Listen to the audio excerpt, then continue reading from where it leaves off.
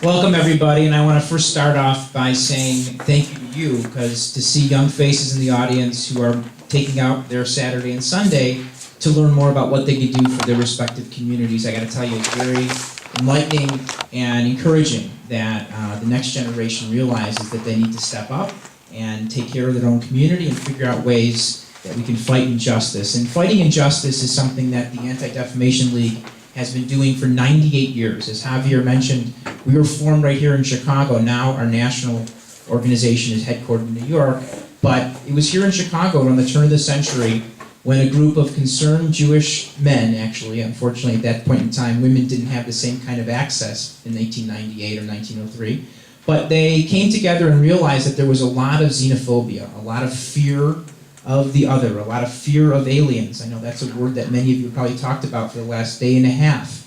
And they felt as Jews that they were significantly in the minority, but if they came together as a group from the law community, from different parts of the community, and put together this concept called the Anti-Defamation League, they could fight discrimination and make sure that when somebody is being called a negative term for a Jew, that there would be repercussions, that the community would stand focused, stand up and say no, and make sure that other people also, who may not be Jewish, also say no. So in 1913, they finally put together this charter, and the Anti-Defamation League's mission statement is to fight anti-Semitism and all forms of intolerance and hatred. So they realized that while they were all one minority group, Jewish, they also felt that there was a two-pronged reason for actually expanding the mission statement to fight for all. One was the fact that it's the right thing to do. And secondly, the fact of the matter is that if somebody holds strong anti-Jewish sentiments, they probably are going to hold strong anti-Hispanic, anti-Latino, anti-Black. Because once you probably have those bigoted notions in your mind, you're probably going to hate anyone who looks different than you, or who has a different ethnicity or a different religion. So the point was, let's figure out a way to fight all forms of hatred. And that's now what we've been doing for almost 98 years, coming up on our 100th year. I have the pleasure of being the professional director of this office of 20 people in the Chicago region. We have 6 states, so whenever anything happens in Dakotas, in Indiana, in Wisconsin, and of course Illinois and Minnesota, it's our office that deals with it. And I thought I'd give some examples of kind of how we deal with things, and it may give you some insight into how you can potentially mobilize and figure out ways to stand up with one voice and denounce hate when in fact you see it. And I'll give you a couple examples. One is, and I make it as relevant as possible, so literally 10 days ago, in the middle of this very hot mayoral election, how many of you heard the comment that was made by a union boss at a rally for Gary Chico, where he called Rahm Emanuel a Wall Street Judas with a bag of silver? How many of you heard that comment? 1, 2, 3. Okay. That comment, this was in the context of introducing Gary at a rally for Gary Chico. Now, Gary may have known this guy, may not have known this guy. It was not clearly, Gary didn't write this guy's script. It was in the context of getting the crowd worked up, and we're going to fight for Gary, and this is what Rahm is, the usual negative politicking. But when you call somebody who happens to be Jewish, and Rahm is, a Wall Street Judas with a bag of silver, you're hitting on every Jewish stereotype you could think of. Money, killing Christ, deceit, disloyal, you name it. That statement is as highly charged. I'm trying to think of an analogy in the Latino world, but you can probably think of it better than I can. But that cuts to the core of what is an anti-Semitic statement. So now, I'm the head of the Anti-Defamation League, and Channel 2, Channel 5, Channel 7, within seconds of it coming on YouTube, are calling me. What's the statement? Okay, so now, I gotta take a step back, and I have to say, A, I wanna hear it. I wanna see it.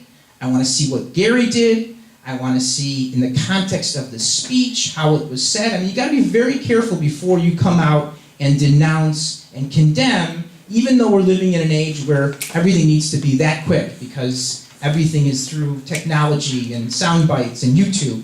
You still have to be careful, and you have to get your facts before you speak out. So I watched the YouTube video. I got a copy of the transcript from the speech to make sure there was nothing I was missing. And then, of course, both camps called me. Rom's camp called me. Gary's camp called me.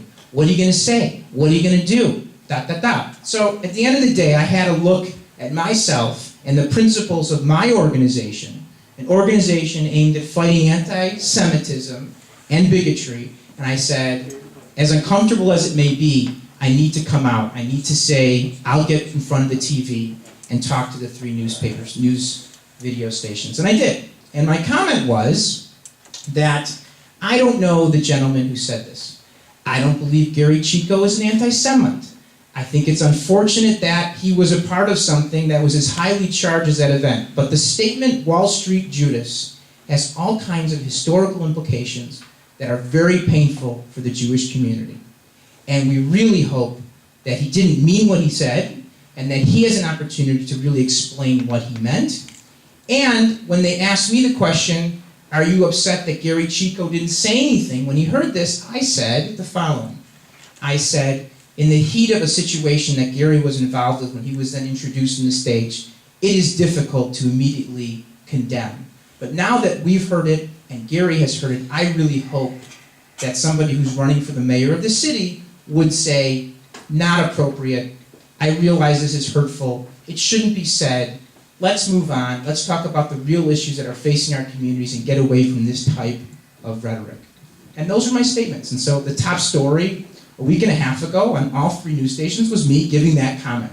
You know, a Jewish leader condemns these accounts. But what it did was, it forced Gary to make a statement. It forced the man, Jim Sweeney, from the union to make a statement clarifying it. And to be quite honest, you didn't see anything anti-Semitic for the remainder of the campaign. And that is what I think is probably the most useful piece of that lesson that I'm imparting to all of you, is that when you have a voice, and when you have a sound voice that comes with a little bit of oomph, and it's an organized voice, many times it has the effect of making people think twice. And what more public thing in the last 3 months in this city, more public than the mayoral race? I know those of you who live in Indiana or in other places may not be as ensconced or so into the mayoral race, but you couldn't go a day without turning on the TV and some story about the mayoral race in the last 3 months. This was the biggest issue of it, and unfortunately, hate entered into the mainstream of the discussion, and it was immediately denounced, and it was done. And that is where I think a group like you guys can really kind of come together and figure out ways that you can stand as one. So it's not okay to make that statement. It's not okay to say wetback. It's not okay to say whatever derogatory words are used in the course of a debate, whether it be in Arizona or Indiana. If there's going to be somebody that's going to basically say no, and those people will think twice before that enters into a mainstream discussion. That is what I think has been the brilliance of the ADL, the power of the ADL, is that people think twice. I'll use Mel Gibson example. How many of you ever heard the Mel Gibson tirade about Jews in the back of the squad car? So he gets picked up and he starts saying, the hell with the Jews, or the reason why we're in such a bad situation, goes off on Jews, okay? The ADL immediately condemns his statements, and let's look at where Mel Gibson is 5 years after that incident. Mel Gibson's had 1 movie, didn't do very well, he's not getting the gigs he used to have, so there's real repercussions now. And I think the same thing holds true in the Latino Hispanic community. That if you are going to have those kind of distasteful, inappropriate, offensive, hurtful, vitriolic comments made, there's going to be repercussions. And yes, we live in America, and Mel Gibson has the right to say that, but you know what? Hollywood doesn't have the right to give him a $10 million contract to be in the next movie. And you know what? They didn't. He is persona non grata in Hollywood. He is looking to get involved in any way, and people are saying, I don't want to associate with you.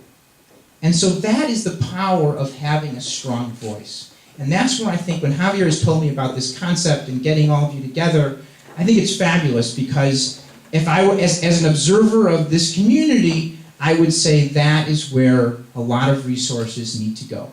Is that you no longer should be able to have somebody make a comment about a wetback or whatever thing is derogatory. There should be repercussions, and I get the sense that there isn't that same kind of outrage, because there is that lack of cohesion that probably needs to be there. There's La Raza, there's Maldef, but there isn't that strong ADL type of voice for the Latino community to say no and stop it right there and then. So that's kind of where I think it's important. I hope this is empowering for you to think about this, and that's what I think Javier wanted to bring all of you together. I thought I'd use an interesting, do we have a copy of Javier of the release? Right there we go, perfect timing. Timing is perfect. So Javier, being the brilliant guy that he is, he